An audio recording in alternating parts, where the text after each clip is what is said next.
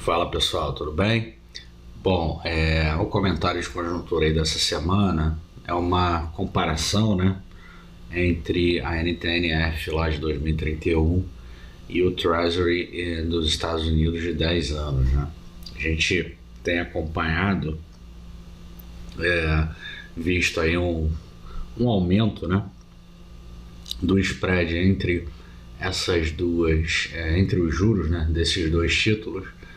E esse aumento de Treasury tem sido associado ao risco fiscal brasileiro, né? Então, bom, nesse comentário de conjuntura aqui eu vou basicamente mostrar para vocês como coletar os dados, né,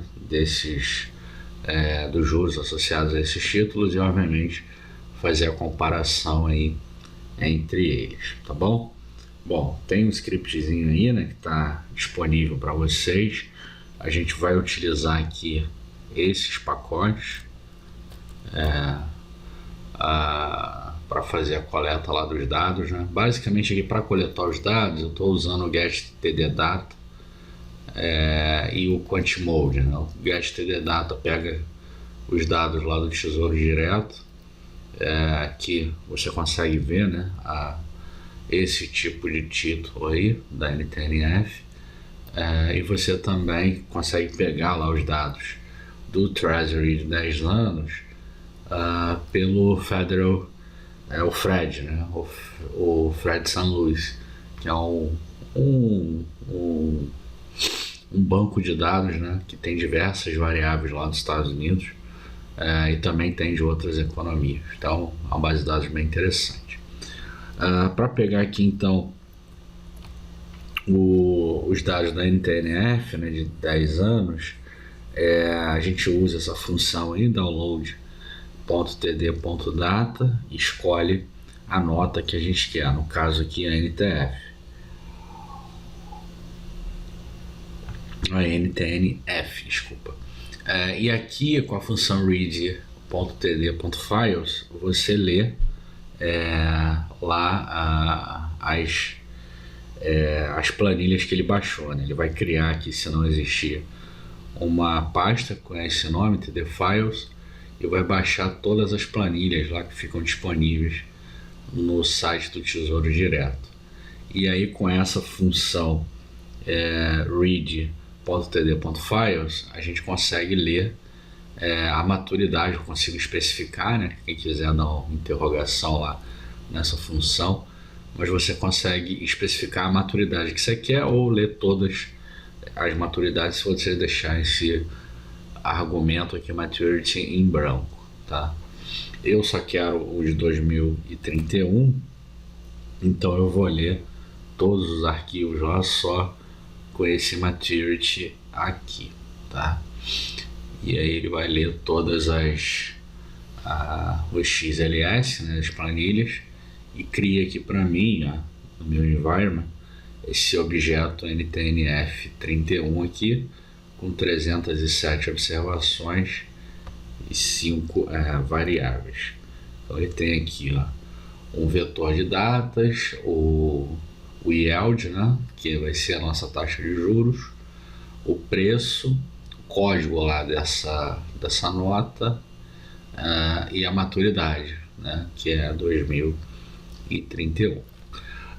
Pode ser interessante, né, para quem quiser dar uma olhada melhor nessa base de dados, olhar aí várias maturidades lá dessa nota da NTNF e fazer um gráfico, né, empilhado com todas as maturidades. Então, é um gráfico bem interessante. Beleza? Bom, uma vez que a gente consiga aí a NTNF, a gente pega aqui o Treasury de 10 anos. O código lá é esse TGS10, né? E aqui eu estou usando uma função lá do TimeTK, que é um pacote excelente para trabalhar com séries temporais, né? A gente usa aqui a função TK_TBL para fazer isso aqui, ó, Treasury de 10 anos, a gente cria um data frame, tá vendo? E esse data frame aqui vai ser um table, né, na verdade, com os dados, o vetor de datas e a taxa associada. Repare que como os Estados Unidos é evoluído, né, ele tem dado lá desde 1962. Bom, aqui também eu peguei lá os dados fiscais, né? No início lá do exercício eu estava querendo ver se tinha alguma associação, né, com o fiscal, e aí lá com a RBCB, aquela função get annual market expectation, a gente pega lá os dados fiscais, né? Aqui, ó, fiscal, ele pega o resultado primário, pega, se eu não me engano, fiscal indic detail, é o primário nominal, a dívida líquida e a dívida bruta, né? Ele vem meio truncado assim mesmo, tá? Quando você pega, aí a gente pode fazer aqui uma mudançazinha. Bom, então começando o exercício, né? Quando eu tava lá ainda no início, né? Tipo, tava vendo aí, você lê jornal e tal, vê o pessoal comentando, né, sobre essa diferença de spread lá entre a NTNF e o Treasury, e aí no processo de construção da análise eu fui ver lá como é que estava o fiscal, né? O fiscal, como para quem acompanha aí a conjuntura, ele não está muito bem. Então aqui a gente basicamente você viu lá que os dados são bem grandes, né?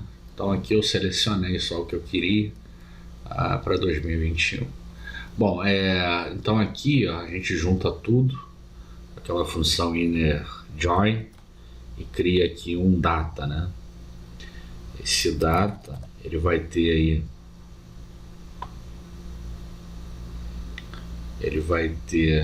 um table, né? Então ele vai ter NTNF, o Treasury de 10 anos e o resultado nominal ali, que inclui tanto o gasto primário, né, o resultado primário, quanto o gasto com juros do governo central, do setor público, desculpa. E aí, bom, isso aí é a expectativa, né? Vamos ver aqui então alguns gráficos. Então aqui a gente dá um zoom aqui, vê aí a NTNF, né, 2031, vê o resultado nominal, ó. Isso aqui é um resultado nominal em termos de necessidade de financiamento do setor público. Então você é o contrário, né, digamos assim. Quanto pior aqui, né, maior a necessidade de financiamento do setor público, significa que tá piorando, né, os dados fiscais, né? A gente também vê aí o primário mais ou menos tinha se estabilizado aqui, né, a expectativa para o primário, até teve uma melhora, né, em janeiro lá, mas agora tá ladeira abaixo. E o Treasury de 10 anos também tem aumentado, né? Bom, isso aí é a conjuntura lá dos Estados Unidos, tem uma preocupação lá com a inflação, etc. Enfim, é um detalhe lá da conjuntura americana. Bom, e aí a gente começa a ver aí algumas associações, né? Esse gráfico aqui, ó, ele faz uma espécie de correlação, né, entre a NTNF e o Treasury de 10 anos. Não é um gráfico muito recomendável, né, se você segue aí boas práticas de visualização de dados, colocar um eixo secundário, mas aqui, nesse caso, eu abri uma exceção. Por quê? Porque, bom, os dados eles parecem de fato serem correlacionados, então essa correlação entre eles não seria uma correlação espúria, tá? Então aí tem a NTNF no eixo esquerdo, chegando aí, né, 9%, em torno aqui de 9% ao ano, e o Treasury de 10 anos chegando aí a 1,6% ao ano. Um abismo, né, entre as economias dos Estados Unidos e a brasileira, o que tem sido visto aqui, né, é basicamente uma tendência comum entre elas. Mas vamos pesquisar mais aqui para ver se isso faz algum sentido ou não. Bom, aqui eu crio uma média móvel de K igual a 14. Esses dados aqui, deixa eu ver se eles ainda são diários, né? Eles são diários ainda, né? Eu estou pegando os dados eu filtrei aqui em cima, então estou pegando os dados aí desde 2020, tá? São dados diários. E aqui então eu faço uma média móvel de 14 dias. Para criar o quê? Para criar um gráfico aqui como esse. Basicamente é a diferença, né? Aqui, ó, para vocês verem, no G-Online linha 94 aqui, eu pego a diferença entre a NTNF 31 e o Treasury de 10 anos, tá? E adiciono aqui também uma média móvel lá que eu criei de 14 dias, que é a linha vermelha. Chamando atenção para esse ponto aqui, ó. De fato, a gente vem vendo aqui um aumento, né, do spread que tem sido noticiado aí pela imprensa. Na sequência, a gente vê aqui uma correlação, né, entre os dados. Entre a NTNF 31 e o Treasury, existe aí uma correlação positiva, né? No caso aqui, para essa amostra que a gente está trabalhando, né? Mas a gente não vê uma correlação com o primário, né? A gente não vê uma correlação forte aqui com o primário. Interessante. Talvez a correlação mais interessante aqui desse gráfico, né, seja entre o Treasury e a NTNF 31. Bom, aí eu fiz aqui aquele teste lá de Todd Yamamoto, né, para ver se existe uma causalidade entre esse spread e o resultado nominal, né.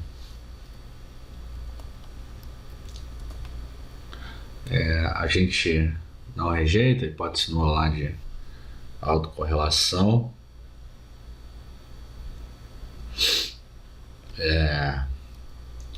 Então posso adicionar aqui no VAR 3, e aqui a hipótese nula lá, quando a gente tem hipótese nula que o resultado nominal, né, não Granger causa o spread, a gente rejeita. Então quer dizer, o resultado nominal aí tem um efeito nesse spread. É um resultado interessante, né? De fato, o spread estaria associado, né, com o resultado nominal. Então, o resultado nominal contribui para esse spread entre o Treasury lá de 10 anos e a NTNF 2031, tá? Além disso, né, a gente faz a volta, né, que é o spread aqui não Granger causa o resultado nominal. Obviamente a gente obtém aí a gente não consegue rejeitar. Então, de fato, o spread ou a volta, né, não tem importância. Aqui no final eu também tentei fazer um VEC, né, entre o spread e o resultado nominal, mas eu não obtive aqui sucesso nisso. Por quê? Porque quando aqui a gente faz aquele teste lá de Johansen, eu não consigo rejeitar lá a hipótese nula que o R é igual a zero, né? O posto lá da matriz é igual a zero. Então, a gente não tem evidência, né, de que existe uma integração entre elas, pelo menos por esse teste aqui de Johansen. Tem algumas brincadeiras aqui, né? Tentar fazer aí o SM, mas é só uma brincadeira qualquer. O PDF então tá aí, com tudo isso que eu acabei de comentar aqui com vocês, tudo explicadinho, né? E a gente encontrou aqui uma evidência interessante, né? Os dados sugerem que existe uma causalidade no sentido do resultado nominal para o spread, tá? Então tem uma precedência temporal que é razoável, né? Pelo menos para esse tipo de exercício aqui. Então é isso, um abraço e até o próximo exercício.